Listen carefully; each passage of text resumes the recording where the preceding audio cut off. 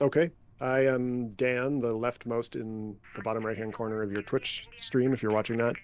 I am the founder of Blue Bottle Games. I made Neo Scavenger before, and I'm helping the team on Astronauts.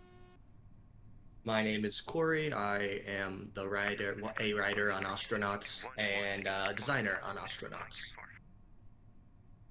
Hello, my name is Joshu, and I am the community manager and one of the programmers for Astronauts. Naiva, do you want to say anything? I'll We take. can introduce Naiba. Cough, cough. Naiva is one of the fantastic shipbuilders we have over at Astronauts, and he's doing a bit of stuff to do with like Nearly the Joshus every as well. ship you've encountered in the game has gone through Naiba's design process, so And it you holds have the him to thank record for for that. most hours in the game by a huge margin. I would guess, right? I think so. Almost certainly. Yeah, I guess then it's me. Hello, everybody. I'm Michael. I'm the new guy since summer. I'm one of the programmers here in the team. And yeah. And I am Crusoe, Adam. I'm also even more new, and I was doing modding, and now I'm helping add a whole bunch of stuff to the Jason's primarily. It's the biggest stream yet. Yeah. Team size. We literally liked Crusoe's smoking mod so much we were like, Crusoe, we're going to pay you for this and put it in the game. Can we buy the smoking mod from you? And then maybe you could add some other things for us. This is how much we love smoking. We are avid smokers. I'm not. Actually, does anybody even smoke on the team? I don't smoke. I don't. I don't. I never asked you guys. I'm an ex-smoker. Smoked for 20 years, stopped 2 years ago. Oh, wow. Wow. Congrats, man. Congrats, yeah. Thank you. It's funny. Now you can smoke an Astronauts. We got a negative review that was like, they took out the cigarettes from the main menu. And, you know, I think they were just... Oh, like what? Yeah, we never had cigarettes in the main menu. We always just had the coffee cup. But they were like, you know, what is this? But then we added more cigarettes. So I'm assuming that user, whoever they are out there, will be very happy. At least it's one like a person Mandela effect or whatever it's called, Mandela effect, because there's maybe piece of art in the game that has cigarettes in it, and then there's the smoking coffee cup, and I think they just got those two things mashed up in their brain because there never was whatever they were talking about didn't exist. Yeah. Anyway, I've clicked while you're start. loading, I'll follow up on a few posts. Have you implemented combat? No, we have not, but that is actually the next thing on our list after we fix a few more bugs. Is there anyone on this team that doesn't work 12 jobs at once? Well, this is an indie team, so of course not. Everybody has 6 jobs. I mean, when we were doing our jobs, people didn't even say some of the things they do on the team because it's just like just too much. If there was a part of the project they didn't touch, it would be easier to list that. Yeah. Let's see. What you guys make Astronaut instead of Neo Scavenger 2 despite its great success? I love Astronauts, just curious. Oh, why? So Neo Scavenger was in development from 2011 until about 2017, and I started noodling around with Astronauts in 2016. So after almost, say 4 or 5 years of working on Neo Scavenger, I just wanted a break. That's why Astronauts before Neo Scavenger 2. Let's see. We're not. Everybody here still loves Neo Scavenger deeply, and yeah, it's still in the pipe. It's still in the pipe. Yep. Well, from a space perspective, not the ground perspective. From different games. They're not entirely different. Actually, we've been talking about that lately because now that we're adding combat, Neo Scavenger's combat is a very close relative of what we'd like to achieve. We feel like the combat actually worked pretty well in that game, and again, if it ain't broke, don't fix it. And social combat in some ways is a lot like the combat in Neo Scavenger was. Like the UI is roughly laid out the same way, and the turn-based stuff. So they share a lot of DNA. The two games have a lot of similar kind of stuff going on under the hood. But there were things I wanted to do in space as well. So this is an excuse for me to play with a lot of the same toys, but introduce some new toys that I've wanted to play with for a while. Yeah, if you like the down in the dirt, grubby chaos of the combat in Neo Scavenger, we're gonna try to make some of that happen. That's the hope. And Frisian asks, who is the dedicated pizza runner? And on this team, that person would run a lot. Not a single one of us lives within the same time zone as the others.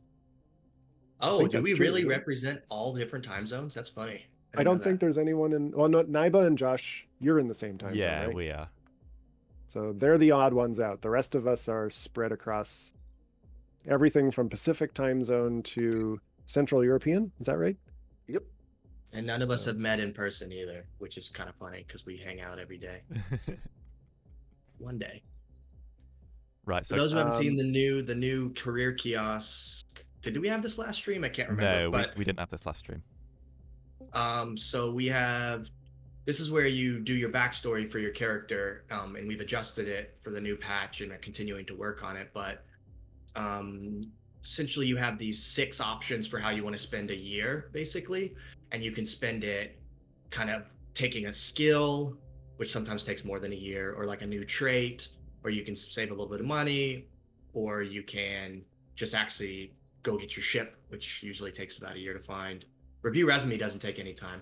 And then we have this live fast option, which is like just kind of lit. I mean, it's what it says. You live a year doing something exciting and something happens to you that year. So this year you were involved in a crackdown and you have to respond to it. So the live fast events usually have more risk but more reward as well. So I think for the purposes of this stream, we'll probably try and do one of each at least. Does anyone want to tell me which option to do here? So the jackboots are running down the hallway. They're going to kick down the door. You can either hide in an air vent. You can try to bluff through the cops. You can just stand there and be like, hey, man, I got nothing to hide. Or you can fake a pressure alarm. Any one of We these got things. a vote for bluff Fake an and a alarm, I vote for see. fake an alarm. Okay, Bluff those are and the fake. two. Hide. Everybody has a different option. Quick, second one is the tiebreaker. What's it gonna be?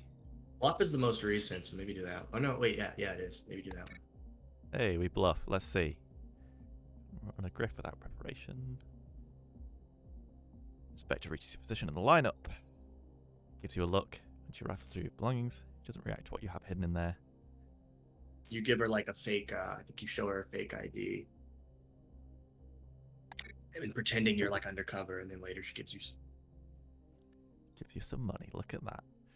I see a Twitch and chat. skilled in forgery, skilled in it. Hey all, love the game and looking forward to future changes and content. To that end, any chance for an updated roadmap since the latest patch delayed things so much? I think the short answer there is the roadmap hasn't changed. We did delay this milestone more than we wanted, but mostly because it was a really deep down system that we changed with how things slot into other things. And everything in the game is an item. So that took long to sort out, plus some other sort of additions you see here to the career start. But basically, the roadmap still kind of makes sense in terms of which feature has to come first before the next one will even work or make sense. So still expect it to basically come out in the same order. It's just, I guess the months will be different. I forget if the roadmap even says months, does it? No, it doesn't. The But one public-facing important roadmap thing doesn't. to keep in mind about the roadmap is it was very carefully ordered such that if we were dropping features, they'd be the ones towards the end. Yeah. Basically, if we have to quit developing the game early, it's stuff at the end that's going to get cut first, because cutting it anywhere else is going to make stuff at the end break anyway. So So if you're worried about certain features not making launch, I would think about it like how far into the roadmap are they? But worry more if it's at the end of the list. Yeah. So We still intend to hit the end of that list, Yeah, for the yeah. record. And part of me is naively hoping that this next update won't take as long, because we are changing a surface level mechanic rather than a core, like a deep mechanic of the game. But inevitably I'll be proven wrong. So I mean, how much could it disrupt the game to add an entire combat system? combat. Plan on having that done tomorrow. Right, I've done Seek Ship and I found the Ryoka Tu-77A. Do we want to take that? What do we I think? love taking this bad boy. I love this bad boy. It's a nice versatile ship. It's safe.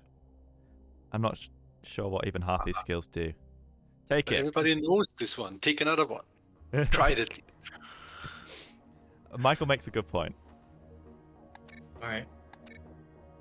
How old are we now? 26? 26. Yeah, I was just gonna say you haven't even hit middle age yet. And then Spacer's lives, middle age is what, 28? Yeah, 28, I think. If you guys haven't noticed this, but there's a big shift in you take all these sort of bodily conditions when you hit 28 because the lifespans are quite different out here. Ooh, Yeah. taking the coffin ship. I'm taking a risk here. This might not go well, but we're gonna You're see. going hard. Now, with my 1,000 bucks, I've got to get all my items into my inventory. Fortunately, the backpack doesn't cost 4,300 anymore. Put all these on the ground. Let's get some Vortis tools. says they're 4 months off from space middle-aged. Oh, I'm sorry, Vortis. Don't worry, I'm an Better- old man. I'm an old Better man sign in up space. for that Obamacare. You're gonna need it in 4 months. Yeah, we're all old age in space months, I think. Actually, I always forget Josh is young. Josh is like a young man. 4 months to retirement. Yay, you. Where's the backpack? I don't see it. Did we take it out of the list, Oh, or am I just congrats, being kitty blind? cat. Oh, no, there it is. Yeah, I was gonna say, I thought it was there. Right, Oh, not really. Okay. backpack is on our back. Let's go. Let's put all of our things in. JS the guy says that Ryoka Pod's got so much to recommend about it. RCS thrusters, interior lights, and oxygen supply. It's the whole package. Air, you can breathe. It's true. It's so good that part of me wonders if it should be that good. Because you really can play most of the game with that bad boy. I mean, you can't haul too much stuff in it, but it's a good ship. It's definitely like the Cadillac of the junkyard. But as soon as you want to leave the junkyard, you're going to need something else. And a couple more updates, that'll be the case. Yes, the cost is prohibitive, and that mortgage doesn't really go away. It's intended not to, sort of.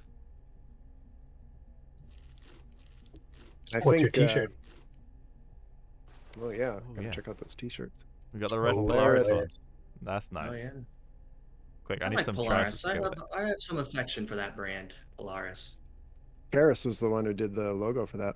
Oh, maybe that's why. Oh, it's also it's like the manual I work the most on. Yeah. That was so Karis was also a community manager working for Blue Bottle Games for a while, and she ended up leaving to work at Modern Wolf, and she recommended Josh, and Josh came on board as our community manager. So it's a Yay. very tight-knit game dev community. I think she's somewhere else now. Yeah, I think I forget the name of the studio. I think She it's went- Radical she's- Forge is the name of that one now. Yeah, Oh, yeah, that's it. yeah. I was gonna say she went back into the game dev side of it instead of the publishing side of it. Someone's commenting on, Naiba commenting on your priorities of shoes, Josh. There's a question, will we ever be able to throw on the pressure suit or EVA over jumpsuits? I'm trying to Okay. remember. So the jumpsuits are currently a middle depth clothes. So there's inner, middle, and outer. And pressure is the middle. Coveralls are the middle. And EVA, I think, uses both outer and middle. Okay. So as it is, you won't be able to, unless we do some kind of a coveralls that's like skin tight or something. Because the other thing you'll notice is that all of the clothes have to overlap on the paper doll without stuff peeking out from underneath. And the coveralls currently extend outside the innermost layer, like things like the t-shirt and the underwear. So we'd have to make either we would have to make a skin tight coverall, or we would have to make, like, if you put it on your inner slot, it uses a different set of sprite graphics for like cinched in. either way, that's more work for us, and I think coveralls will be low on our list of priorities. You're gonna So- dock first to start? I'm gonna dock first because I think with the coffin, you don't want to take any risks really. So you won't be able to pay your fees. I Ooh, can. That's right. You gonna run a gig? You gonna run a gig? Oh yeah. Oh god. See, this is the difficulty. We've designed an actually difficult. I think You have you to can make a run a choice. gig. You can run a gig pretty easily, I think. Early on. Often it's like, hey, there's surveillance. Snap a picture of this guy who's standing right behind you, and you turn around and snap a photo of him, and you get like $300. Well, here's the other question: do you have any spare O2 in case things go awry? I don't. Naibo was recommending his trick of 3 O2 bottles and a crowbar can refill Yeah. your coffin if you smash My it. True. Yeah. It's my favorite Beck song. 3 O2 bottles and a crowbar. Yeah. There's a question: is there a downside to wearing pressure suit all the time as opposed to taking it off when I don't need it? That has changed. There are actually a bunch of features from wearing EVA or pressure suit all the time. Definitely the helmet is a problem. The suit, I think, is mostly down to comfort when you're sleeping and temperature, right? And hygiene. You'll get a lot Oh, and smellier hygiene, faster. right. It does Yeah. get you hot though. It's kind of you overheat pretty fast. So it's so insulated that if you're in zero pressure, your body can't radiate your own heat. So your body temp will go up if you're in either pressure suit or EVA. And then the EVA suit reduces your work speed, but the pressure suit does not. I think the EVA is the one with the perfect insulation in a vacuum. The pressure suit you might still be okay in. I want to say that's the case. I'd have to go back and check. What's our ship called? The Furious Brain? Is that what it is? Furious brain. Yes. Aureus? Aureus? I can swap it just to names. Furious. Okay, yeah. Furious. Vortis says, no pants things are relaxed in space. That's right. That's right. No pants Thursdays here on Elect. You have shoes on though. Well, I'm not gonna step in K-leg barefoot. Come on. Yeah, it's like a New York subway station in there, man. You look like you're going down to Venice Beach or something. I'm still getting used to these outfits. Right, Oh, let's this see if- guy's got a EVA suit but a pressure helmet. What a noob. let's see, security It's a style recon, choice. Security recon for a guy on a ship. No, that's not gonna work. 1K. 8.3 AU. No way. 125 kilometers. Or But you still have to chase down a ship. I don't think you want to chase down a ship in your coffin. There's a cost 0. What's that? Somebody on courier. Bring something to someone in commercial, I think. A used scavenger license. A sentimental value. They want it. Or maybe it's in wrong a. kiosk. You pick it up the other one, I think. Right, yeah, commercial. Okay. That was such an important item. I think they want to use it in a investigation. That's my guess. They're a cop. Oh, it's an evidence. That's evidence. It's in a little baggie. Dad tries to says space tetanus isn't in the game yet, right? You joke, but I've I been think there is thinking like tetanus. barefoot should be a thing. Like if you're walking around in a derelict barefoot, there's got to be some kind of a penalty for that. It can't just be like movement speed is down. It's just like my foot, the flesh is torn off from touching metal. That's at absolute 0. Or it's, ripped up from all the debris on the ground or something. Check your gigs. I can't remember if you're going back to. I'm going back Port to Port or- Ezekwe, yeah. Okay. Although, actually, that is a good point, is we can check with the gigs. Yeah, look, drop-off location. Nice. Port Ezekwe. Time's a ticking. You lost that platinum status. Oh, Yeah, I'm pretty sure you're gonna get gold now. I'm just chilling, I'm taking it Substandard. as it comes. I can't wait till in the combat patch we start adding like body parts, and you're gonna have to deliver like a finger from one gig nexus to another, something like that.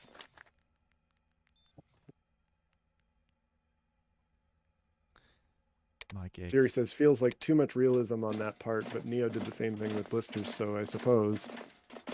I think it's we'll see how the balance feels, but I think walking around barefoot on a derelict that's been sitting in hard space for a year feels like there should be some kind of penalty there. I will say there's currently not tetanus in astronauts, but there are blisters. There's actually a lot of negative health effects in astronauts right now. I'm not sure if you can get them all though. There's at least a couple, like I think jaundice and what else? Some of the radiation ones that we haven't added the sources for those yet, but the idea is for those eventually to be hooked up too. Jack Perez says, hello, I can't wait for the supernatural elements. I was a big fan of Neo Scavenger, so I wonder what that will look like here. Yeah. Us too. Yeah. I think the cool thing about Neo Scavenger was there's so much like rich legend and mythology to pull from. All the local areas have their own folklore, and you can just kind of like riff off of that. But there isn't that in space. Like we don't have a heritage in space to draw from. So there's like a little bit of room for creativity there, but also like we have to make stuff up. I think a lot of it though may end up being like superstition or things that we think are true about space. And that could be fun. Yeah, we love cryptids and shared belief over here at Blue Bottle Games. So there's some new shared beliefs and cultures being developed in space, the recently colonized space, and a lot of the supernatural elements kind of play off of that. Some of which is actually already in the game a little bit. Vortis has the right idea in stream chat.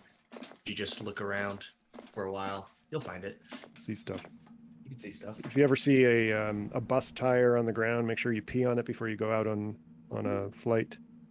Is that a thing? I've never heard of this. Yeah, I think that's a Russian cosmodrome superstition. Like, I forget if it was Yuri Gagarin or somebody else that basically really needed to pee before launch, and so urinated like behind the bus on the wheel or something like that. And now like all the astronauts are encouraged to do that. Whoa, that's amazing. I didn't know that. Yeah. That's pretty cool. We've got an interesting question in Twitch chat. With the recent changes to inventory, is there a good way to drag parts from your ship to the trade kiosk to make selling things a bit faster?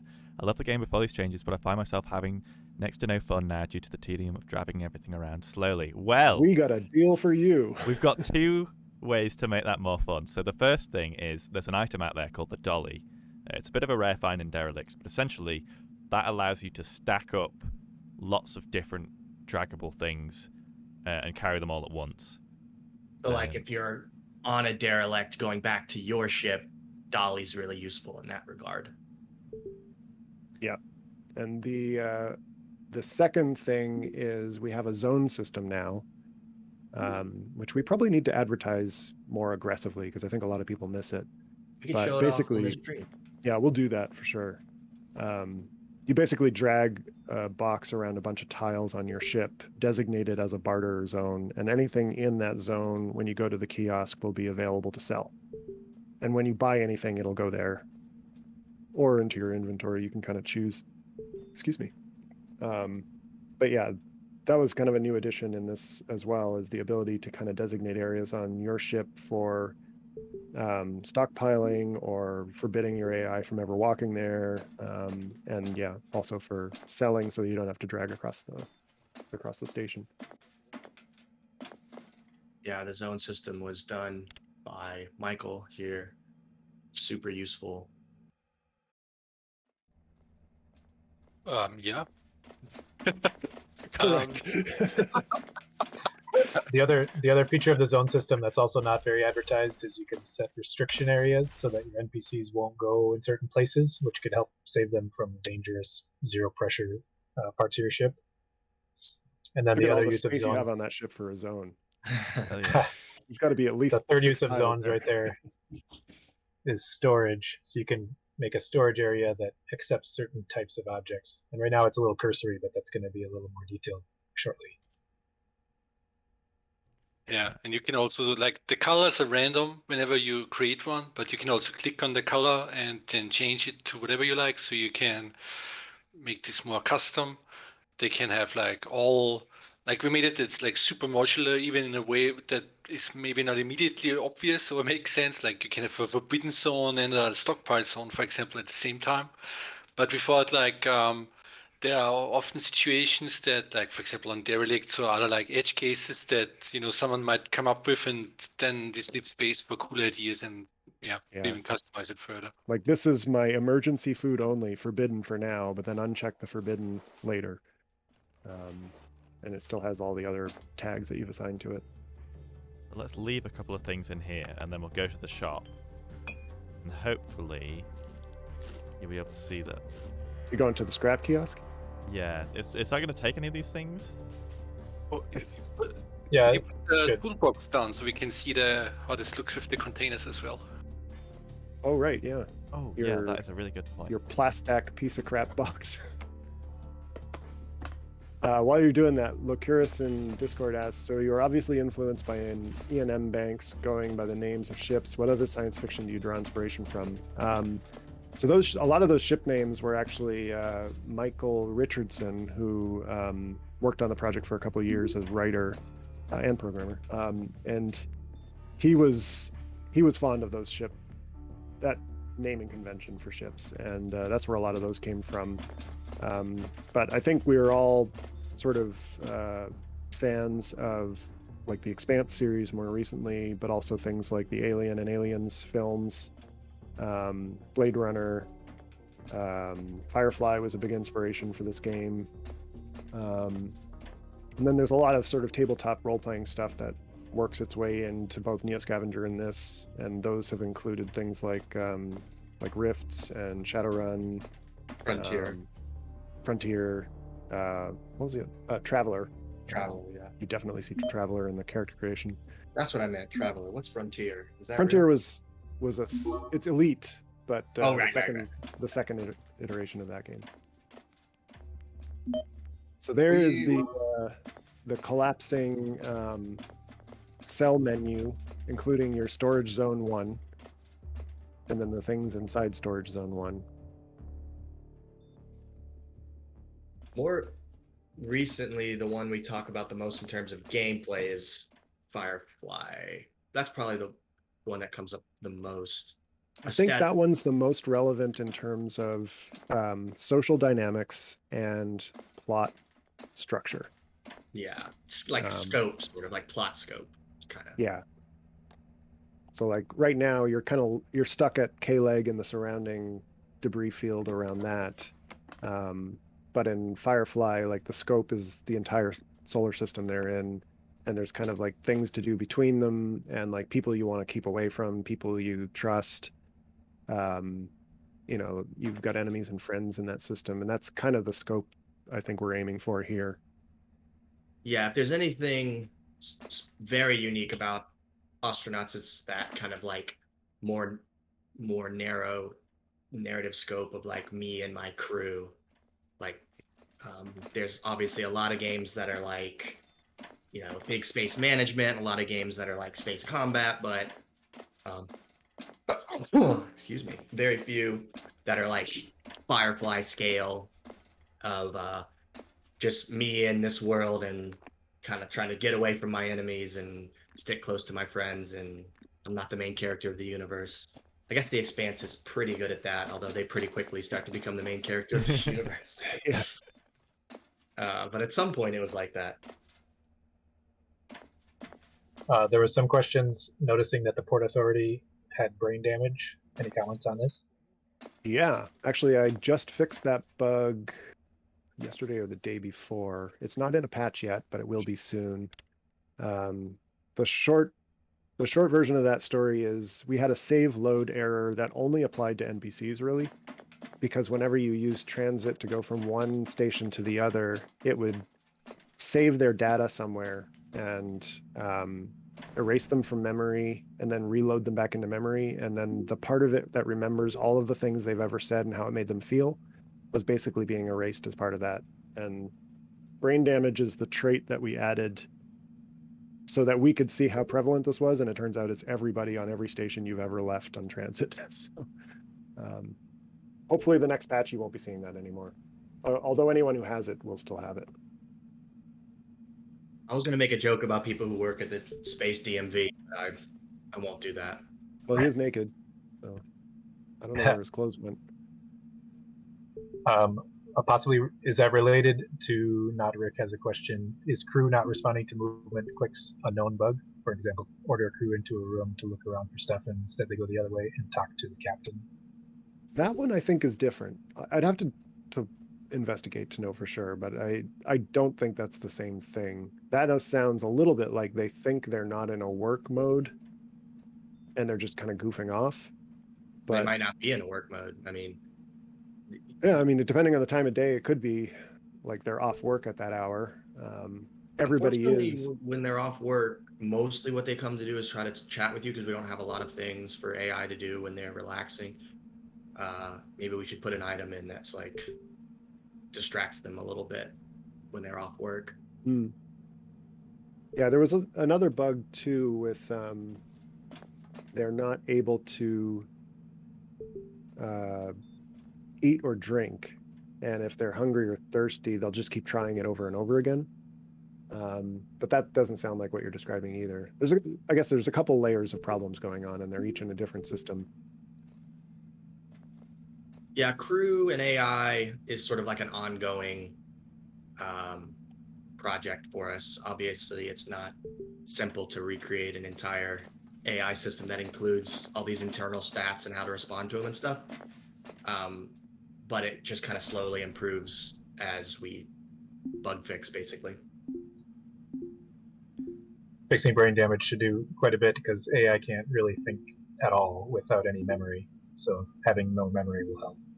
Yeah, the thing you will most likely notice about that fix is they will hopefully stop saying the same thing over and over again to you. Because basically what they're doing is they're searching their memory for something that made them feel something. And if they've lost their memory, there's usually only one or two things in that. And then they'll just keep falling back on those two things because they don't want to try something else. A couple people have mentioned the game Kenshi in the chat, saying that it's really good at making you feel like you're not the main character of the universe. I don't know that game. Does anybody know the game Kenshi? I know of it vaguely. I haven't played it, but I've heard a lot about it. And every now and then I think about buying it, but I'm like, I don't know if I have the grind patience to play it. So I'd have to check. Bordis asks, will creating a whole crew in addition to captain be an option at any point? I assume custom creating, like with character creation? Oh. I hadn't thought about doing that. And I can't think of how you would fake that easily. I think of finding... Oh, go on. I was going to say, you could probably mod something in there now that does that with a little bit of doing. What were you going to say? I was going to say, I think finding crew is kind of feeling out the kind of person you want that has the same right personality traits and skills to have kind of a custom crew, even though you don't hand make them. Yeah, we do want finding a crew to be part of the early loop of the game because it's just a lot of the narrative seeds we're planting kind of go in that direction. Like the friends you make in Career Kiosk, you'll see them on OKLG and maybe you'll ask them to join your crew, or you'll turn an enemy over to friend and now you have a frenemy on your ship. That we kind of want that stuff to be part of the game. And as soon as we kind of start thinking more about specialization and skills and stuff like that, I think it'll be more interesting to find a hacker, find a doctor, that kind of thing. Yeah, the way the crew fails right now is not the intended design. Like, we do want the crew to feel not only like they're a useful addition to your ship, but eventually like, oh, that's my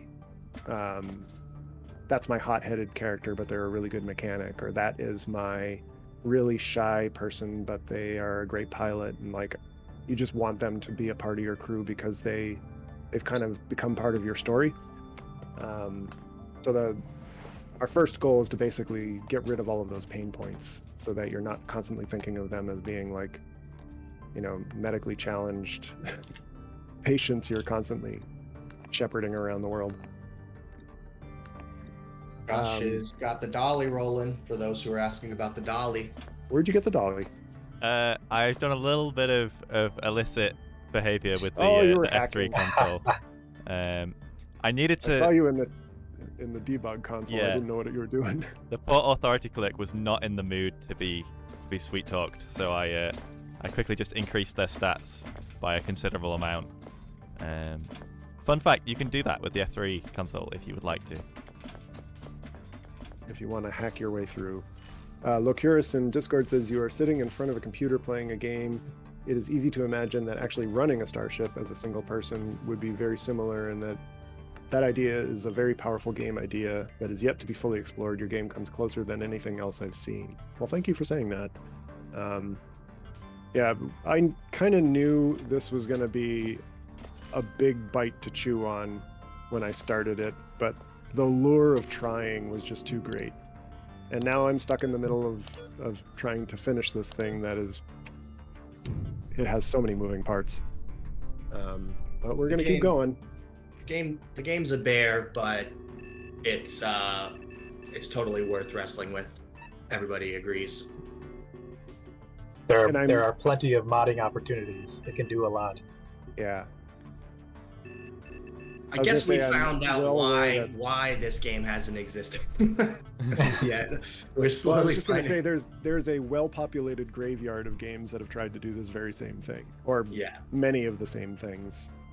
And the studios that have made it are of a wide variety of sizes. So it's no small task, but I think we know what we want to do, and that was something we could put into the roadmap. In fact, I'll put a link to the roadmap into chat so people can see it if they haven't. But at least we know specifically what we want to do, the order in which we want to do them, and we think we know how to get there each step of the way. It's just a matter of like chiseling away at this mountain. And like all game development, it's time and money, and luckily we do have both right now, but it's what it always takes. Time, money, and love. Love, yes. Guess like good cooking. Just like George Harrison says. Luckily, you have devs who are deeply, deeply interested and inspired by the concept and continue to be. That's never changed. So we are as interested in the game concepts as anybody who likes the game is, if not more. And we stay awake thinking of how cool it could be, and hopefully will be. I'm not lying if I say this game consumes my idle thinking even when I'm not at work, because there are so many things I'd like to do with it, and my brain is constantly like, what about that? What about that? And now we have a 2,000 item long backlog of tasks. Uh-oh, tracking lock. Let's just ignore that. You're docked. You're fine. So Frisian has a question: are there medical facilities on the way to help deal with maladies, including the chronic traits from character generation? So that is a two-part answer. One, we've talked about there being like a clinic or something that gives you professional medical care, because everything in the game right now is almost like field care, bandaging or taking pain pills or splinting a broken bone. So those are kind of like field medic. We want there to be a permanent installation kind of clinic thing, but even that was initially just going to be like fixing a broken bone so that you can walk again, or skin grafts, or just kind of hardcore medical technology. As far as getting rid of things like growing up in 0G and you have like a weak heart, hypovolemia, or like visual impairment, we're starting to get into like body modding, which we've also talked about, like what if there are ways to just get like cybernetic replacements for bad body parts, or like complex therapies or things like that. And I think we all like that idea, especially since it gives you another thing to sort of aspirationally seek out in the game. Plus, like med bays are such a big part of Yeah. crews in sci-fi, Patching up a including gunshot wound or something. including Firefly, which we love. So some type of equipment, larger scale equipment to deal with some stuff, I think it's going to be in the game. So I think Another yes is the general answer to that question. another thing that Dan, you've talked about with the career is that bad things that happen to you shouldn't be penalties. They should just be part of your story that kind of roll forward into new Yeah. opportunities. Yeah. Yeah, we do So- want the game to feel like things that happen to you are like challenges that give you an opportunity to flex your creative muscles in solving those challenges. So if you are able to lose a hand, getting a prosthetic and keeping going is probably in the cards. Or a hook. Yeah, or baby. Gotta have a hook. Laser torch. Found the laser torch. Let's go. Graft it onto your hand. Let's see. Crusoe says, "Hey, we got the Ryoka tug after all." It's true. All this work just to get the starting ship we could have had, but with no mortgage. I feel like this one's a little bit busted up. You know, just should have done it here. Just a bit. Does it have an O2 tank somewhere? Yeah, I nicked it already. It's in our. Oh, you got it. Okay, good. There's been a lot of questions coming and going. You can read some. If you Yeah, have them. I'm Are you trying to talking do some. like just in all the streams. It's good. I like the engagement. It's great. there's one in Discord. It's long, so I'll just read it. Lokira says, as an aspiring game designer, the idea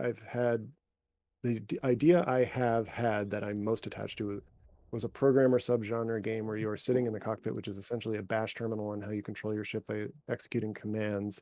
The thought is to most effectively simulate what maybe actually being a ship owner would be like with little implementation demands. And then I found your game, and damn, you have done what I imagined with a greater scope than I would have hoped to have achieved on my own. Well, again, thank you. And if you haven't yet, check out Duskers, because I Duskers think is you might cool. also like that one. And it's done. And So we I'm glad saved you. to hear you saved think it's hitting the target. We saved you from a lot of pain. So Yeah. I don't know why I keep making these jokes. I love working on this game, and I think it's going well. I just keep making silly jokes. It's I mean, it's a labor of love. Speaking of which, we are eligible for a vote on Steam if you want. But it's just one of those, like, you keep plugging away on it piece by piece because it's just a monumental task. The little move Josh just did there is pretty cool. Like, if you don't know, you can bash any can that has environment in it. You can bash it with a crowbar, and it'll just kind of flood out of the can into the room. And so it's kind of like a crude way of getting oxygen into your cabin is to just bash an oxygen tank with a crowbar. That type of intuitive problem solving is something we want to have more of in the game.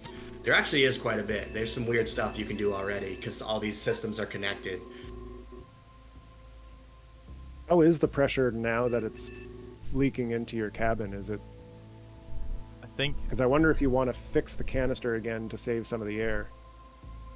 I think I've overdone it a little bit, and You're if just we gonna look flood at the K-Leg with all pressure, of it? it's 2,800. Let's go. Use it all to go scavenge. Although you don't have a lot of room in there, do you? I feel like it will be immediately lost, so I'm going to go back to K-Leg and sell what we've got so far. Osby Blazer asks, torch has there carry. been any talk of multiplayer? This is the one question that we can give you a firm answer on. No. we can't handle multiplayer. Yeah. Too much. As much as I can understand, like, where that's coming from, especially for people who played Space Station 13, like, Well, it would Kowski totally is be, mentioning Barotrauma, which is also or sick. Barotrauma, yeah, Yeah, like, I totally get why it would be awesome. yeah, it'd be Um, awesome. Developing the single player version of this is well beyond, I think, our budget. So we need to do what we can rather than increasing scope. Hey, if there's some modders out there though, ooh baby. I don't even know how you'd mod multiplayer into a game like this. Like, there's one person out there who made a mod for Slime Rancher that made it multiplayer, I think. Wow. And it boggles my mind that somebody was able to do that. Like, there has to be something in the game that is allowing you to communicate with another game client, right? Yeah, exactly. A server or whatever. How do you mod that in? Unless it was like like maybe it's the Unreal Engine and they just had like the framework for it and it was being unused. But yeah, no multiplayer in this one, folks. The time control is one of the things that makes it tricky because you're going to cross the solar system, which will take tons of days, and we have control over pause, fast forward. That'd be hard to transmit to another player. Yeah. We got a new user, Mr. OctoSquid, who asks, any chance of getting programmable blocks/sensors in the game? We have talked about sort of enhancing the way that signals work, touching like the alarm, the switch, the door, the pumps. Like they do have kind of like listeners to each other, and they're listening for a signal to turn on and off. Right now, that's pretty crude, though.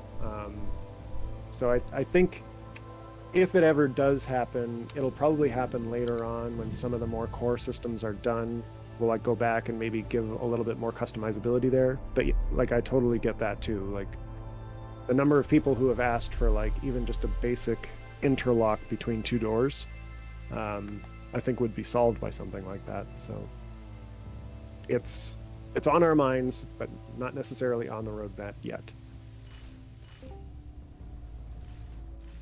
I was able to mod a pump so that it would turn on and off when you open and shut a door in part of my testing, but I couldn't quite get a door to open in response to a different door.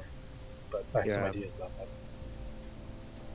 Yeah, I think it's going to have to be like a slightly more formalized signal system, and there may have to be like more than one signal on an object or more than one listener on an object for you to be able to do more interesting things. It's doable for sure. Josh lugging an entire full shopping cart with a tarp over it onto the train system is reminding me of Philadelphia here. That's a move. That's something I see a lot. That's how you get your couch home. Yeah, exactly. Have you run into CO2 yet, or not? We sort of did whilst I was on the derelict, and that's why I rushed back and sort of bashed the O2 can inside my pod. The log isn't going back that far, I think. No, I don't see it there. Naiba says, don't mind this huge pile of illegal salvage. I've actually been writing about that this week because the salvage game is like weirdly lightly regulated, kind of, or informally regulated by Ayotimiwa, who runs the whole station. Like in some ways, it sort of benefits them to have a kind of aftermarket kind of sale network going on, even a black market to some extent. And there's some rumors that possibly Ayotimiwa even like, takes a cut from the fixer or vice versa, who's Sheriff Schultz here. Because otherwise those derelicts would just kind of be sitting out there and nobody would be working them. So who knows? I love that your fixer's name is Sheriff Schultz. There's a question from Mr. OctoSquid. Can you tease talk about any upcoming features? Well, we've been talking a lot about combat this week. Combat is definitely the biggest one on our near horizon. And I think what we are roughly picturing for that is conversation the way it exists now has to be able to seamlessly go into physical combat and then back again. And we are potentially talking about like trimming the UI for conversation way back, getting rid of a lot of this sort of overwhelming UI stuff and making it a little bit more like Neo Scavenger in that, you target a thing you say you're going to do a thing, or say you're going to do a move on that thing. You execute the move. It plays like it does now. It plays the animation for that move.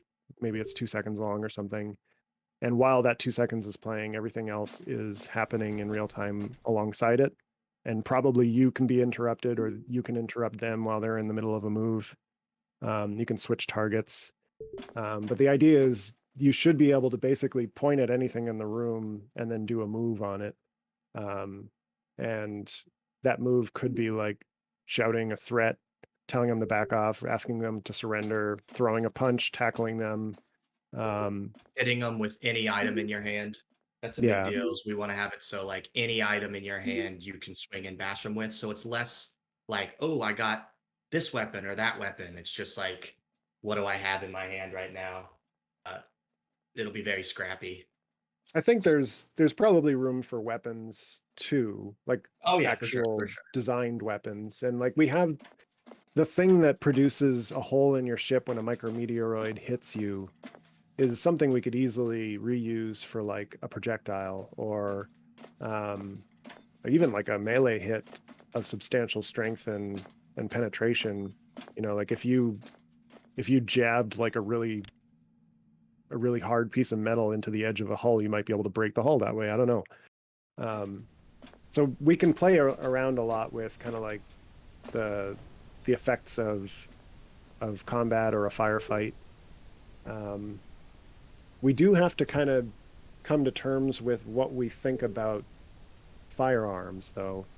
So we've said a lot before about like, will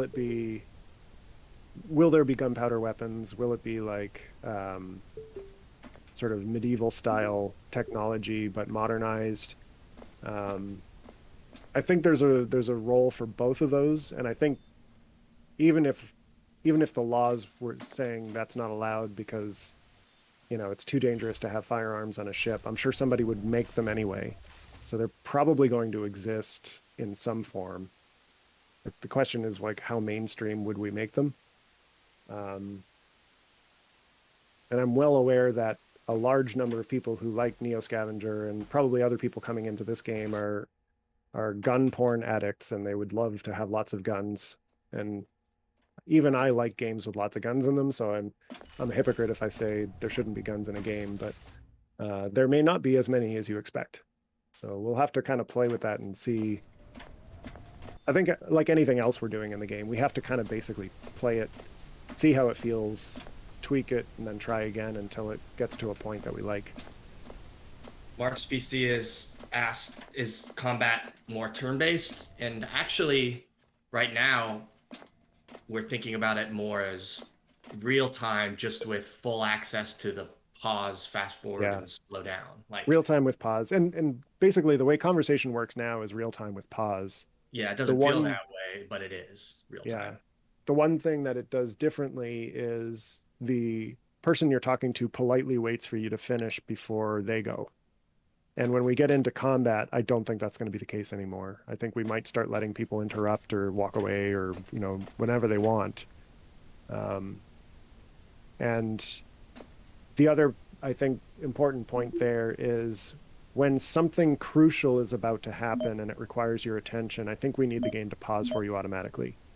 So like if you're in the middle of like, I don't know, going to the bathroom and somebody busts through the door and points a gun at you, we want to maybe pause the game then and give you at least one opportunity to do something before they pull the trigger.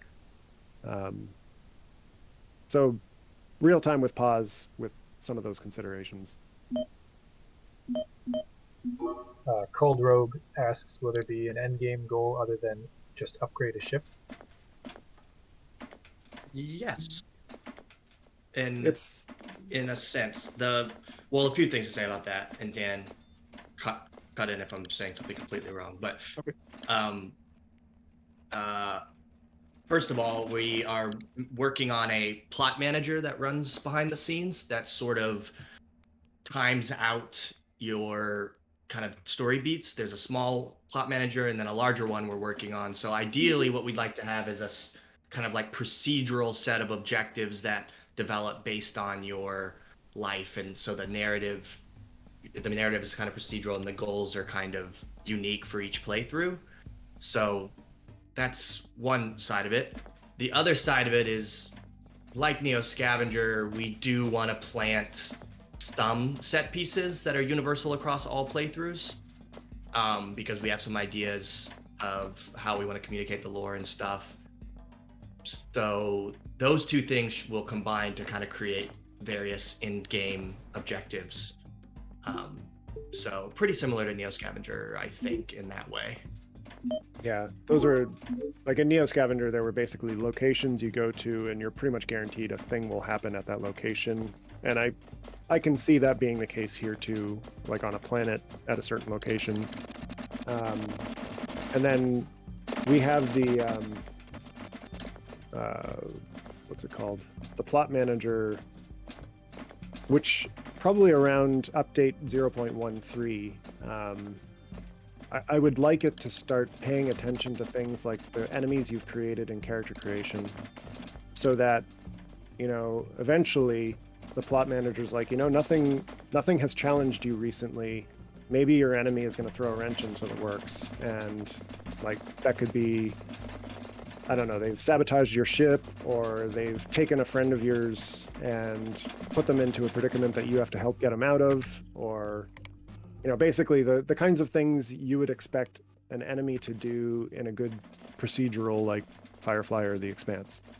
Like your enemy is taking some hostage in another system, and now you like got to go to the other system and like stuff like that. Like long-term goals. And like if you fail to pay the mortgage on your ship, maybe repo men start coming after you, and if you skip out of K-Leg without paying your docking fees, like you sweet talked the port authority, right now it just lets you go and then you come back, you pay it later. But what if, you know, you do that 1 or maybe 3 times, K-Leg doesn't let you dock there anymore. Like you are just forbidden from coming to that port. And now there's a whole section of space that you're basically never going to go near because you have no place to stop. Or you just have to like subsist off of the derelicts in that area and then go to some place where you are allowed. So, you know, I think there's a lot of stuff that we can throw in there that just kind of like make interesting things happen in the universe, and then you have to deal with them. That's kind of the rough structure we'd like to happen. Yeah, we sometimes talk about this game as a kind of story generator in a way, and we just don't have enough of the pieces to do long-term generation yet, but it will be there. The thing that we really loved, or I really loved for sure, I'll speak for myself, the thing I really love about Neo Scavenger and other games like it, but especially Neo Scavenger, is like something will happen, you'll just be like, oh my gosh, like these random elements combined to create the perfect little narrative that only happened to me, and, you know, could not have happened to anybody else. I gotta tell somebody about this, you know? And we really want that to happen in this game. Like, oh, you wouldn't believe it. Like, my sister, like, just happened to run into my enemy in the Venusian sector, and then they both joined this pirate gang, and you know, one of them is in the hospital, so I have to go over there to like give her some money. Like, if all of the procedural elements combine to create that type of story, that's ideal, I think. I think it's also worth saying, though, that you have to be a willful participant in this game to get that kind of fun out of it. That's true. Like the game is going to give you breadcrumbs and like constellations of stars, but it's still your job as a player to willfully look for an interesting picture that constellation makes. Yeah, for sure. Because the only other option is for us to write like a bespoke story, which you will experience one time, and then it will be the same every time after that. And that's great once, maybe even twice, but after that, it's just going to be boring. This time around in Astronauts, we want it to be basically throwing, you know, tea leaves at the bottom of your glass, and then like a good fortune teller, you're going to look at it and be like, that's what this means. So with any luck, we'll make those tea leaves mostly look like the picture they're trying to represent, but it does take a little bit of immersion or suspension of disbelief on the player's part. For sure. But yeah, we have some ideas cooking about like beginning encounters, middle encounters, and end encounters. Like story is not story is pretty simple at the end of the day. I liked Crusoe's definition when he was just like, somebody wants something and there are obstacles in the way. There's story. Yeah. And, that plus beginning, middle, and end is sort of all you need. So I have a lot of confidence in what we're going to be able to do once we start putting our attention in that direction. But we can't really yet until the smaller scale stuff works, right? I mean, we can't really focus too much on in-game stuff because there's not combat yet, but it's on our mind for sure. Yeah. There's a wall of text. Like I'm. I know. Well, it's a bunch catching of up people now. saying that they really love emergent storytelling, which we're Oh. glad we do too. There is a question from Koala Dorado on will group conversations be possible in the future? I think this kind of relates to the fact that combat will necessarily be group combat. True. Yeah, because conversations now are explicitly one-on-one. But when it gets to be combat, you need to be able to switch targets at will. And similarly, your target needs to be able to turn to somebody else at will. And if we're doing that, I think we're going to have to start addressing like what happens when you are present when something else happens to somebody else, or vice versa. Like we've talked about, if you're in a room and you kill somebody's best friend as they're talking to another of their friends, like they should react to that. They need to have some awareness of what just happened. That is a hard problem to solve. Like there's a lot of stuff going on in that one sentence, but I think we at least have to try and solve it.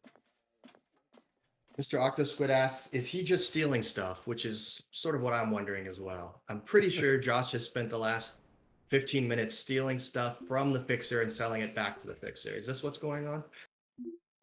Yes. Not from the fixer. It's from somewhere in the station. The fixer's special stash, I don't think he's touched yet. There's another question there. Will there be a point where the NPC awareness will forbid scrapping the station like what's going on stream right now? Yes. Eventually, people will care about the fact that you are affecting their environment, and they will be a lot more defensive, and will employ violence to make sure that you don't make their environment unlivable. Well, this exact patch, right? Will that be part of higher consequences? Yeah. There will be more weapons in the system, more security guards, and more people concerned that you are tearing apart the one place they all live, and they will all have guns or something to hit you with. So you'll still be able to do it. Just be ready to respond. I hope you're fast. Keep your keep your ship hot in the airlock. Yeah, if you're be ready to go. Lord Mung asks, will there be a way to stealthily break into doors and stuff like hacking? Well, breaking into a door, yes, I can see that. Doing it stealthily, like I know what you mean. How do we tell the computer what you mean? Would that just be if someone is in line of sight seeing you do an illegal thing, they might react? So if you can do it without anybody noticing?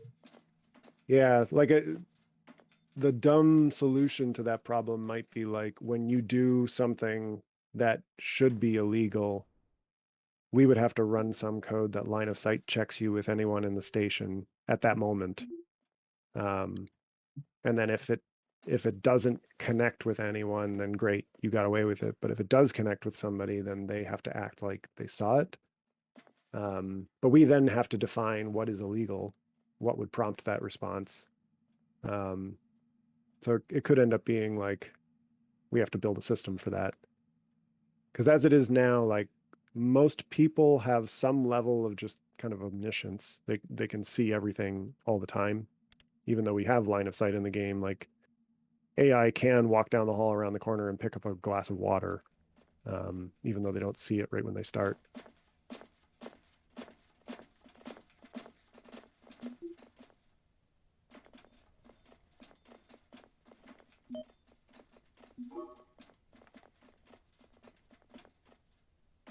Yeah. Costi says you could probably just disguise yourself, right?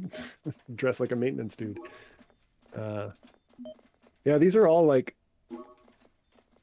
for us to describe them pretty easy, but it's like I don't know how to make the computer think this thing is happening.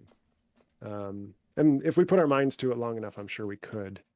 I think probably like stealth and disguises are like a layer or two later than just kind of getting the basics working. And we'll just have to see, I guess, how far down the road we get. Oh man, the prices keep going up every time I want to undock. I'm never getting up this station. It looks like you can afford it right now, can't you? No. 1.5k and everything at 1.1. And I've just sold all my tools. I think we're a little bit boned here. This is what happens when you start with that ship. You couldn't sell that laser torch? No, it wasn't. Can you Wasn't being repair it, maybe? detected by the. Oh, the fixer wasn't looking for it? Yeah. Derelicts are the money, not the station. Someone asked, will the game lean into a squad-based ship like a crew manager kind of game, or is it more focuses on a main character with extra crew allies, let's say? Definitely more the latter. Like, the one kind of thing that we're pretty sure of with Astronauts is you are the captain. This is a story about you, the captain. And the captain is special in that the captain will never get tired of you telling the captain what to do because you are the captain. The crew is different in that they will go along with whatever you tell them to do. They will be happier if you let them do it on their own schedule, and in whatever order they want. But they can get pissed off if you micromanage them too much. That was kind of the umbrella rule set for how people work in the game. So we kind of bent that a little bit, and we give you direct control over them. There's a penalty for direct controlling them. We give you tools for managing the crew. But in the end, we also want those crew members to feel like they're part of your television show that we're following. But maybe you don't have as much control over them as you want. So I don't know if that answers. Well, yeah, okay. Looks like you got you got what I'm saying, and you're okay with it. So I guess I answered it. Josh, somebody suggests you go sweet talk the Port Authority and try to get out that way. Right. Yeah. I was just gonna do this Have romantic them- entrapment. Have them waive their docking fee. Oh, are you you're on a honeypot right now with this Yeah. person? Oh. It's looking good. Oh, Flirt, I got the flirt option. Let's flirt. go. Flirt. Speaking of flirting, Borg asked if there will be a way to make it so that not everybody becomes your lover so quickly. Or could you at least give an option to just say no? Say no to being their lover. To someone seeing you as a lover. You can't make somebody not see you as their lover, but I bet we could add something where it's like essentially breaking up with or telling them this isn't a thing. See how they respond. Friend zone. Yeah, like what I really like about the game is that the relationships are asymmetric, because I think that happens all the time in the real world, that we just don't talk about it. So like I see Rebecca as a friend. Rebecca sees me as maybe an acquaintance or even a stranger. Like I think that should be all the time, because of, you know, how we perceive each other is vastly different. But I get what you're saying. Like, I don't want their advances anymore or something like that. And I think we should maybe add something that's just like, back off, like for real, leave me alone. I mean, it also is possible that we didn't threshold the lover thing enough, but that's just variable tweaking. Yeah. And I actually wanted to say something about that too. Like, it is currently very easy to become a friend, and I don't know if I like that timeline. Like maybe what I may do down the road is leave the acquaintance threshold pretty low the way it is, but extend out the friend one quite a bit, and then the lover even further, because it is pretty quick right now. Like, it shouldn't be that quick. Yeah, with stuff like that, it's always a fine line between how simmy are we trying to make the game and how fun is it. We didn't in this iteration want to drag on too much with these very few social interactions before you can get a friend or a lover. But Yeah. eventually, once it becomes more robust, we can probably change the thresholds a bit. Somebody dragging a door Yeah. around. Someone's very industrious. It's probably the door that Josh uninstalled. It's the maintenance crew is going to the bathroom with the door on his back. We made some super industrious AI. That's the content I came to see. I do love it NPCs ever since we dragging introduced stuff around. like dragging and clothes and stuff. Really just this patch. You just see stuff on OKLG now and you're like, wow. Like just like a dude walking around with like no pants and like a helmet on. And you're like, okay. That's a story. I'm sure that there's a guy. story there. Yeah. Do we have is this the patch where we fix the door thing? Because it looks like they're still walking into the door. No, I think there's a couple of things that we've got internally that this patch doesn't have because this is the. Oh, are you on a one. branch or something? I'm just on the normal public one, the 10.10. 10.10. We're not lovers yet. Oh, but they are my crew. Okay. This is how deep They're I'm not going brain into this. damaged. A couple people asked if we could add more descriptions to what each trait, and I'm guessing skill, does in-game mechanically when creating your characters. So, yes, except so what's there right now is kind of like a descriptive line or two about them. And I think what you're talking about is like mechanically, what will this do if I take it? And there's two parts to that. One is like, I think if we try and do that too soon, it'll go out of date and we'll have to write it again. Yeah. Because we're not done tweaking those traits, and I would hate to mislead the player by saying it does one thing and then we've changed it. The other thing is there are some mechanical effects I don't think I want the player to know, similar to the way Neo Scavenger worked. There's stuff you know about what this thing does, and there's stuff that you don't know. And like in some ways, I think of it as kind of like a relief that I don't have to number crunch a bunch of things in Neo Scavenger. I can just take it for granted that strong means I can do strong things. It means I can carry more. It means I can push through a door. It means I can beat somebody up better.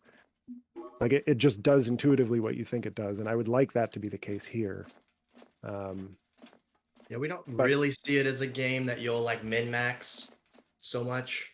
So we think, these days we're not thinking about surfacing a ton of mechanical things like hit points and damage values and things like that.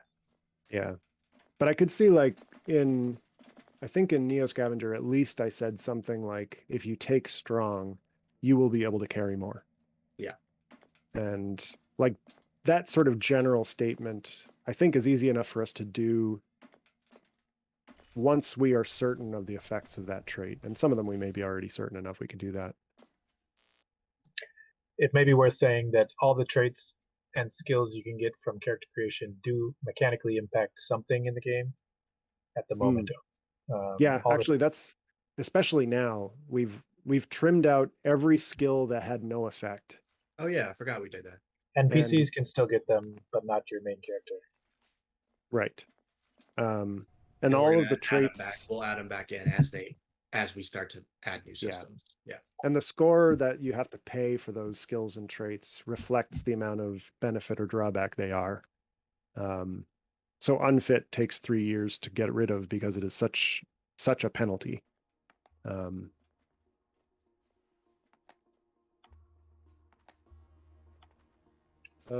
So Ulra Might says, is there going to be any sort of wiring system in the game to add custom logic like flicking a lever? We sort of talked about that before, but it's not specifically on the roadmap, but we have mentioned it a bunch in development meetings. So there's always a chance that will happen. I just won't promise it necessarily. Will we eventually get airlocks on the side of ships? That one's tricky. It's not high priority because the reason it's tricky is a lot of the logic of the game is locked up in the airlocks. Like, they're sort of code heavy pieces. So that's like way harder than it sounds. The trickiest part of that is every ship has a tile map, and if the tile map of one ship extends into the tile map of another ship, weird things happen. But coincidentally, the same time we added the ability to EVA outside your ship, we had to break that rule because in order to EVA outside your ship, there has to be a bit of space to work with. And so now there's a slight overlap right at the airlock, which seems to be holding, like it seems to behave okay. And that might be a sign that we can go further and allow more than one ship to dock at a time. But we still have to basically do a bunch of calculations, which basically say, can this ship fit docked to this other ship while a third ship is docked in this orientation? And it's a little bit of, it's work to do that, and it wasn't high on our list yet. I like Josh's look right now. It's a real sort of Corbin Dallas look from Fifth Element. Yeah.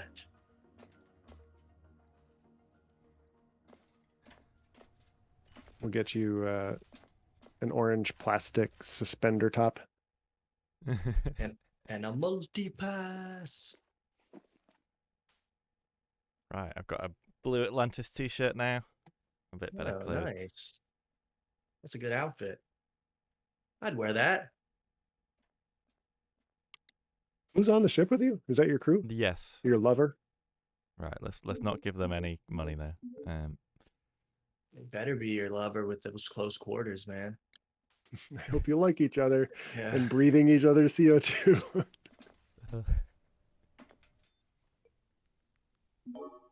We are at 2:20, which means we've been at this for about an hour and 20 minutes. Josh, how are you feeling about wrap-up time? I feel like maybe the next 10 minutes is a good time to wrap it up. If people have got questions, then start thinking about asking your final, most important questions, because we won't be here all night. Yeah, it's getting late over there in Europe, so we'll let them go to sleep. Yeah, and direct the question specifically to Michael because Michael hasn't been talking enough. So any questions about programming or what it's like to be Austrian? Yeah, any pressing questions about Austria? I mean, astronauts, Austria, Austria nuts. So it was basically hired accidentally because didn't do the spelling right. Kosti has a question. Are there plans to add Steam Workshop support for modding? So Steam Workshop probably, but not until later in the project, like nearer to the end. But the plan is to add Steam Workshop. Well, sorry, let me back up. Steam Works support, which will mean things like cloud saves and that's kind of the big one. Workshop support, I think, should be doable, but I've actually never done that before, so I'll say I will try it and we'll see. And yeah, it looks like your other question about whether modding is supported or not was answered. There's quite a bit in the game that is moddable. Frequently over time, we extend that to cover more things. So hopefully there'll be a pretty active modding. And in fact, there is a pretty active modding community already. So Octosquid says multi-level ships. Probably not. But yeah, we have talked about what that would be like. In a similar way to the airlock question, like there's a lot of things that turns into a problem. I think there is a universe where it could be done if we had the time and the money to develop that. But like many things, I think that has a lower priority on our list than the stuff that is on the roadmap. Yeah, I think we would have a way to show the outside of your ship before we did multi-level. And yeah, that one actually would be fairly easy by comparison to do. It's just like hide or not some top layer, which is the outer shell of your ship. And I think that would actually be cool because people would want to customize, the colorway of their ship or the livery or that kind of thing. Just to repost for anybody who missed it, this is the roadmap, which is being posted in chat right now. That is the determined list of next things we will do in the order in which we'll do them. And we really haven't deviated from it since we made it, and I don't think we will. It'll just things will get cut off the end if time becomes scarce, because Yeah. we spent a long time putting features in the right order. I'd hate to give up almost any one of those features. Like it really is like all of the, and this is everything that made the cut. There's still stuff beyond this that we did cut. Yeah. And like I would hate to cut any more because I feel like that's at least what I wanted to do when I started thinking of this game. Yeah. Speaking of time, Cold Rogue asks, do you guys have an estimated year for 1.0 or near full release? Well, we were talking middle of next year at the rate we were going, but then this last milestone basically took twice as long as it should have. Because prior to that, were about an update every month or two, and this last one was what, 3 or 4. So knowing that we are on 0.10 now, and let's say it did take 2 months per update from now on, that's basically like February, April, June, August. Like that's starting to push towards the end of next year if they all take 2 months. And Modern Wolf and I have basically said, well, let's tentatively talk about middle of 2023 as where we're aiming for. So I guess with that in mind, we're still several months away from like the end of the roadmap. Yeah, probably realistically Q3 maybe next year, maybe even pushing it. Yeah, I mean, we've frequently underestimated the amount of work in a milestone. So It's also worth saying we are only very recently up to full development capacity, like very, very recently with Crusoe coming on. true. So, you Yeah. know, we should, and we also have been changing a lot of our internal, this is probably boring to you guys, but we have changed a lot of our internal sort of like workflows and stuff. So stuff should be getting faster or at least better than they used to be. Yeah, this last milestone, we basically added 2 people to the team. Exactly. So it went from 4 to 6 people, and there was some ramp up time there. Right. Getting those people on board. So honestly, next patch will probably be the best. Next patch will be the best judge of how quickly the other patches come through in a way. Yeah. So hopefully things will start coming faster. Yeah. Let's see. What if I put my 1 square foot of standing space next to your 1 square foot of that's the nature of this ship. Do you plan to release DLC or extra content after release? Maybe. Probably depends a lot on what it looks like when it's done. Dan, or Blue Bottle Games in general, has another baby in Neo Scavenger that's always waiting around. So, I actually wasn't there one. Actually, sorry, we do have a big long decade 5-year plan. Yeah, decade long plan that includes some astronauts DLC, doesn't it? So the way I picture any of the games that I work on is there's always a chance I'll add something to them even after they're launched or even after I've put them down for a while. Like I still every now and then toy around with the idea of re-releasing Neo Scavenger 1 without Flash because I've got a lot of the pieces necessary for that. And I'd love to be able to just be like, okay, people who can't really play it because it's in Flash, here's a real version of the game. And Astronauts I see being the same way, where the game will come out, people will be playing it. There's probably going to be a pretty good chance that they're going to discover things they wish they could do with it, and we'll agree. And it's like, you know what, let's just do that. And if it's really huge and it's going to cost us a ton of money to do, maybe we have to make that DLC. But if it's easy enough to do, maybe we just do it. But while all that's going on, there are other games we want to work on. A sequel to Neo Scavenger where we explore more of North America. There's even other game ideas that we've talked about. So we're 6 people right now, and we want to keep making stuff as long as we can. Yep. The lamp I bought didn't have any batteries in it, so I'm just sort of like exploring the ship by being next to the light bit. And I like how you're walking at 0.25 speed. It's very beautiful. Sort of like there's something quite mesmerizing about the Stanley. sparks here. Yeah, I know. It's a Stanley Kubrick movie or something. It's your slow-mo movie moment.